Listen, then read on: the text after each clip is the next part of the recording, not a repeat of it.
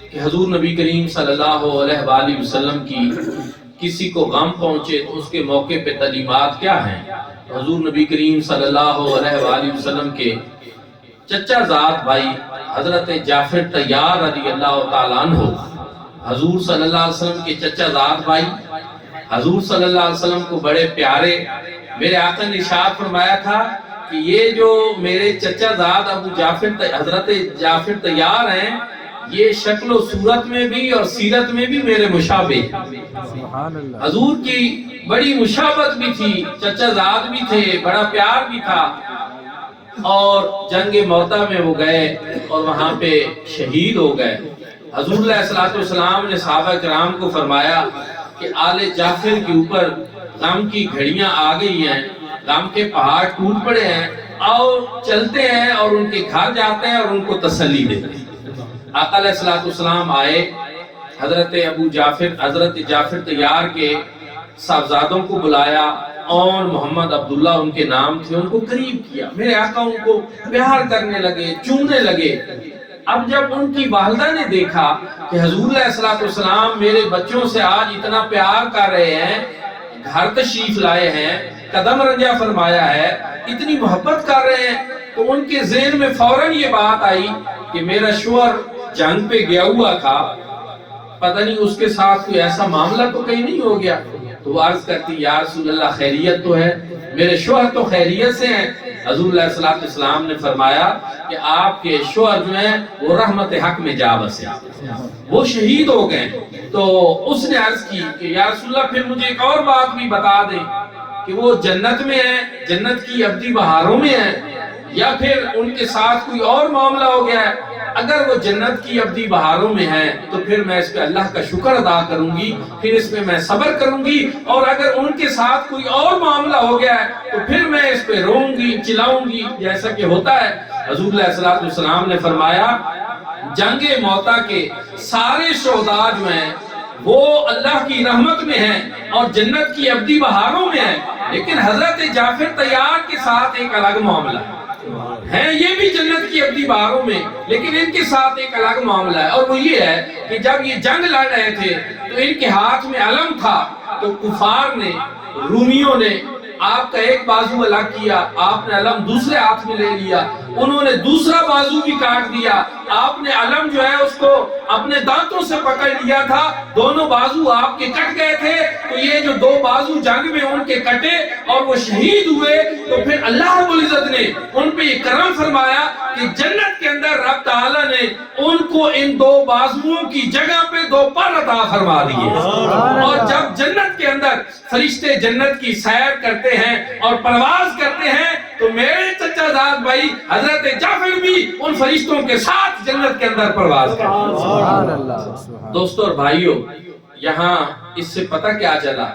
اس حدیث پاک سے ایک تو پتہ یہ چلا کہ حضور نبی کریم صلی اللہ علیہ وآلہ وسلم نے مائی صاحبہ کو یہ نہیں کہا کہ تم پوچھ رہی ہو کہ وہ جنت میں ہیں یہ کدھر ہیں، مجھے اب کیا پتا کہ وہ جنگ جو لڑے ہیں اب ان کا کیا عالم ہے، اللہ نے ان کے ساتھ کیا سلوک کیا، ان کی شہادت قبول ہوئی یا نہیں ہوئی؟ نہیں، میرے آقا نے فرمایا ہاں میں بتاتا ہوں، اور پھر میرے آقا نے ان کو بتایا بھی صحیح، جنت کے احوال بھی بتائے، اس میں حضرت جعفر طیار کی شان بھی بیان کی، اور اس سے پتہ یہ چلا کہ حضور نبی کریم صلی اللہ علیہ وآلہ وسلم اپنے غلاموں کے احوال جانتے ہیں، اور بعد از وصال بھی اور بعد از شہادت بھی جو مقام اور مرتبہ ان کو عند اللہ نصیب ہوتا ہے، حضور علیہ السلام اس سے بھی باخبر ہے۔ اور دوسرا پتہ یہ چلا کہ جب کوئی اس طرح فوت ہو جائے، اللہ کی رحمت میں جا بسے، تو اس کے گھر جانا چاہیے، جیسے میرے آقا گئے، پھر اس کے بچوں سے پیار کیا، پھر مزید سنے حضور علیہ السلام نے ان کو ساتھ لیا، اور محمد عبداللہ کو، حضرت جعفر کے صاحبزادوں کو ساتھ لیا، ان کی اہلیہ محترمہ کو ساتھ لیا، اپنے گھر لے گئے، اور 3 دن میرے آقا علیہ السلام ان کے لیے کھانا پکوایا، 3 دن دسترخوان لگتا تھا، میرے آقا حضرت جعفر کے صاحبزادوں کو اپنے پاس بٹھا کر، ان شہزادوں کو پاس دسترخوان پہ بٹھا کر خود ان کو کھانا کھلاتے تھے۔ سبحان اللہ۔ یہ میرے آقا نے ہمارے لیے ایک سنت کہی، کیوں؟ اس لیے کہ ان کے اوپر مشکل وقت آ گیا ہے، مصیبت کی گھڑیاں آ گئی ہیں، وہ غم زدہ ہیں. اب وہ ان کے گھر تو چولہا جلے گا کہ نہیں جلے گا، کھانے کی ان کو فکر ہوگی کہ نہیں ہوگی. تو اس موقع پہ کیا کرنا چاہیے؟ اس موقع پہ دوسرے اعزاء و اقربا جو ہیں ان کو چاہیے کہ وہ ان کو سنبھالا دیں، وہ ان کی تسلی کریں، وہ ان کی دل جوئی کریں. حضور علیہ السلام نے ان کے لیے اپنے گھر سے 3 دن کھانا پکوایا، ان کو کھلایا، پاس دسترخوان پہ بٹھا کر ان بچوں کو کھلایا، ان کو تسلی دی. ایک اور مسئلہ بھی یہاں اس حدیث سے اخذ ہوتا ہے، میں وہ بھی بتا دیتا ہوں، اور وہ یہ ہے کہ وہ اون محمد عبداللہ جو ہیں، اب وہ چونکہ بلوغت کی عمر کو نہیں پہنچے تھے تو اس لیے وہ یتیم ہو گئے تھے. اور میرے آقا علیہ السلام نے یہ سنت بتا دی کہ جب کوئی بچہ یتیم ہو جائے تو اس کو حالات کے رحم و کرم پہ نہیں چھوڑا جاتا، اس کے سر کے اوپر دست شفقت رکھا جاتا. یتیموں کے ساتھ کیا سلوک کرنا چاہیے یہ بھی میرے آقا نے بتا دیا. اور اسی طرح حضرت ماعز بن یسار المزنی رضی اللہ تعالیٰ عنہ، وہ بھی حضور کے غلام ہیں، ان کے اوپر حد جاری ہوئی اور اس کے نتیجے میں وہ اللہ کی رحمت میں جا بسے. تو پھر حضور علیہ السلام حدیث پاک میں ہے یومین اور ثلاثین، 2 دن گزرے یا 3 دن ان کے گھر تشریف لے گئے.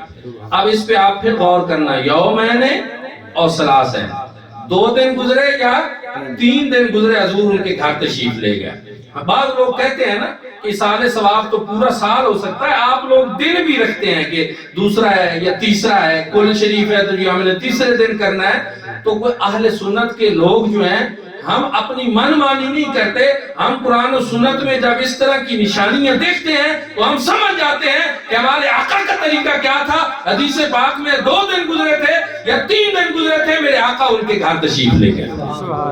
حضور جب ان کے گھر تشریف لے گئے تو وہاں صحابہ کرام پہلے سے موجود بیٹھے تھے. اب اس سے کیا پتہ چلا کہ جو بھی اس دور میں مسلمانوں میں سے میرے آقا کے غلاموں میں سے فوت ہو جاتا تھا تو یہ نہیں ہوتا تھا کہ نہ فاتحہ نہ درود، ایسا نہیں، بلکہ وہاں صحابہ کرام موجود بیٹھے تھے، تسلی دینے کے لیے جمع ہو چکے تھے. میرے آقا بعد میں تشریف لے گئے. جب حضور تشریف لے گئے تو میرے آقا علیہ السلام نے ارشاد فرمایا استغفروا لماعز، آؤ سارے مل کے ماعز کے لیے استغفار کریں. دوستو اور بھائیو، ہم جب یہاں پھوڑی ڈالتے ہیں، ہم جب فوت شدہ کے لیے بیٹھتے ہیں تو جو بھی اوپر سے آتا ہے ہمارے معاشرے میں، ہمارے عرف میں عام طور پر وہ 3 باتیں کہہ رہا ہوتا ہے. کوئی کہتا ہے جی فاتح شریف پڑھیں، کوئی کہتا ہے جی دعائے مغفرت، کوئی کہتا ہے جی کلام یاد کریں. یہ 3 لفظ عام طور پر بولے جاتے ہیں. علماء کرام جانتے ہیں کہ ہمارے عرف میں ان تینوں کا مطلب دعائے مغفرت ہوتا ہے کہ فاتح شریف پڑھنے کے بعد بھی دعائے مغفرت، کلام یاد کرے تو پھر بھی کلام شریف پڑھا پھر بھی دعائے مغفرت، اگر ویسے ہی دعائے مغفرت کسی نے کہہ دی تو پھر بھی دعائے مغفرت. یہ تینوں وہ کام ہیں جو میرے آقا علیہ السلام جب صحابہ کرام کے درمیان تشریف لے گئے، حضور نے ارشاد فرمایا استغفروا لماعز، آؤ سارے مل کے ماعز کے لیے دعا کریں، دعائے مغفرت کریں. جمع کا صیغہ بولا.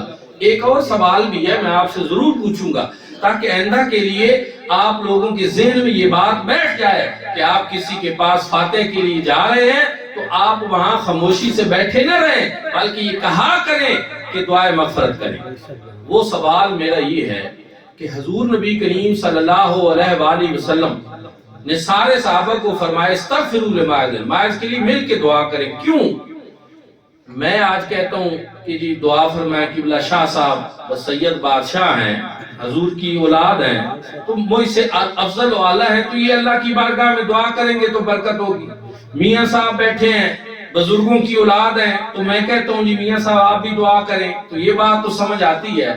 لیکن میرے آقا صحابہ کو فرما رہے ہیں کہ صحابہ ماعز کے لیے دعائے مغفرت کرو. اب غور کریں، ضرورت تھی اس چیز کی؟ کوئی ضرورت تھی اس چیز کی؟ میرے آقا علیہ السلام اگر خود دعا کے لیے ہاتھ اٹھا دیتے، رب کی بارگاہ میں خود دعا فرما دیتے تو کیا دعا قبول نہیں ہو جانی تھی؟ ام المومنین سید عائشہ صدیقہ طیبہ طاہرہ رضی اللہ تعالیٰ عنہ فرماتی ہیں کہ میں نے حضور علیہ السلام کی کوئی خواہش ایسی نہیں دیکھی کہ میرے آقا نے کوئی خواہش کی ہو اور اللہ نے اس کو پورا نہ کر دیا. نعرہ تکبیر، نعرہ رسالت، نعرہ تحقیق، نعرہ حیدری. عظمت و شان مصطفیٰ.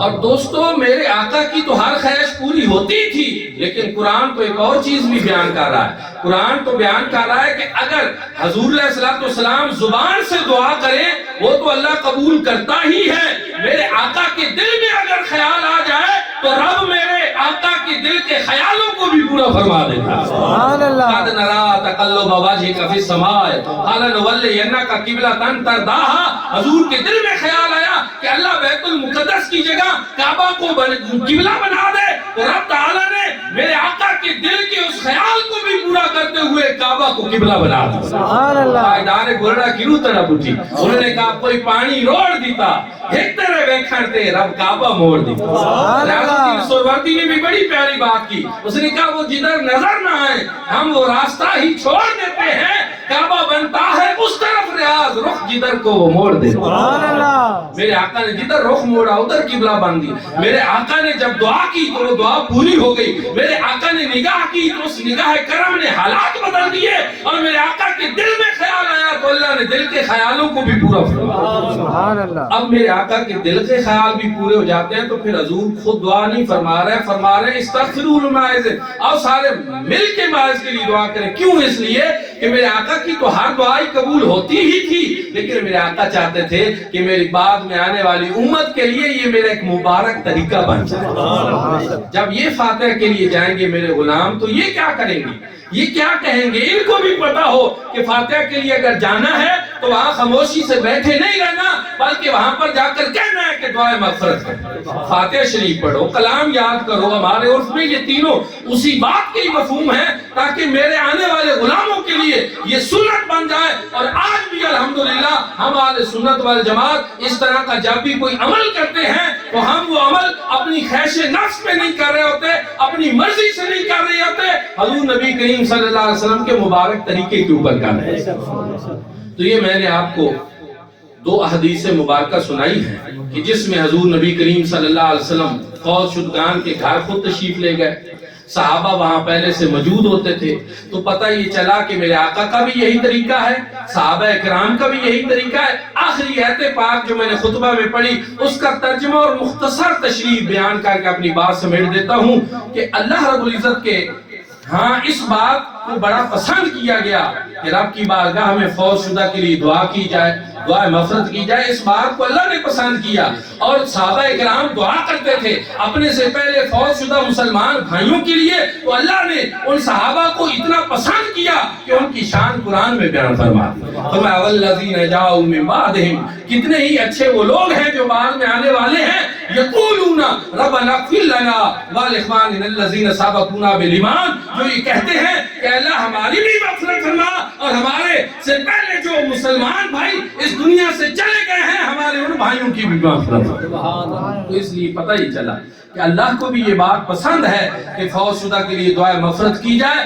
حضور نبی کریم صلی اللہ علیہ وسلم کا مبارک طریقہ بھی یہی ہے، صحابہ کرام کا طریقہ بھی یہی ہے، اور 14 صدیوں سے الحمدللہ اہل سنت کا بھی طریقہ یہی ہے کہ ہم فوت شدہ کے گھر جاتے ہیں، اس کو تسلی دیتے ہیں. جب وہ دیکھتا ہے کہ میرے اوپر مصیبت کی گھڑیاں ٹوٹی، صدمہ تو برداشت نہیں ہو رہا تھا، میرا بھائی مجھ سے جدا ہوا، میرا بیٹا مجھ سے چلا گیا، میرا دوست چلا گیا، میرا والد چلا گیا، لیکن یہ اتنے مسلمان بھائی یہ کس لیے آئے ہیں؟ یہ حضور علیہ السلام کے مبارک طریقے کے اوپر آئے ہیں، حضور کی سنت کو پورا کرنے کے لیے آئے ہیں، میری دل جوئی کے لیے آئے ہیں، تسلی کے لیے آئے ہیں. یہاں ایک بات میں ضرور کہوں گا کہ آپ گھر سے چلتے ہیں تو کبھی یہ سوچ کر نہ جانا کریں کہ صرف اپنے دوست کی دل جوئی کے لیے جا رہے ہیں. دل میں نیت یہ کیا کریں کہ ہم حضور علیہ السلام کے طریقے پہ تعزیت مسنونہ کے لیے جا رہے ہیں. دوست کی دل جوئی تو ویسے ہی ہو جائے گی، اجر و ثواب بھی آپ کو ملے گا، حضور کا مبارک طریقہ اس پر عمل کرنے کا موقع بھی آپ کو مل جائے گا. دعا ہے کہ اللہ کریم ہم سب کو حضور نبی کریم صلی اللہ علیہ وآلہ وسلم کی مبارک سنتوں پہ عمل کرنے کی توفیق عطا فرمائے.